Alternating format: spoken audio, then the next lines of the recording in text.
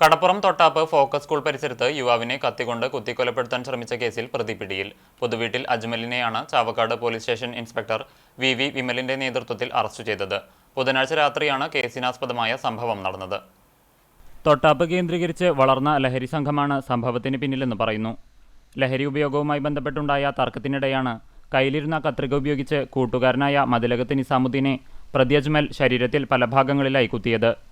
Ernakulam central സ്റ്റേഷനിൽ റിപ്പോർട്ടായ കൊലപാതകം, കവർച്ച, മോഷണം, കഞ്ചാവ് വിൽപ്പനയ്ക്കായി സൂക്ഷിച്ചതുൾപ്പെടെ 15ഓളം ക്രിമിനൽ കേസുകളിലെ പ്രതിയാണ് അജ്മൽ. സംഭവം നടന്നയുടനെ ഗുരുവായൂർ ACP TS സിനോജിന്റെ നിർദ്ദേശപ്രകാരം ചാവക്കാട് ഇൻസ്പെക്ടറുടെ നേതൃത്വത്തിൽ പ്രത്യേക അന്വേഷണ സംഘം രൂപീകരിച്ചു. തൊട്ടാപ്പ് സുനാമി നഗർ കേന്ദ്രീകരിച്ച് ലഹരി വിൽപ്പനയും ഉപയോഗവും നടത്തുന്ന സംഘങ്ങളെ നിരീക്ഷിച്ചു നടത്തിയ അന്വേഷണത്തിനൊടുവിൽ ചെന്നൈയിലേക്ക് പോകാൻ ടിക്കറ്റ് എടുത്തു നിന്നിരുന്ന പ്രതിയെ പോലീസ് സംഘം അറസ്റ്റ് ചെയ്യുകയായിരുന്നു. ലഹരി സംഘങ്ങളെ കേന്ദ്രീകരിച്ച് പോലീസ് ശക്തമായ നിരീക്ഷണമാണ് മേഖലയിൽ നടത്തിവരുന്നത്.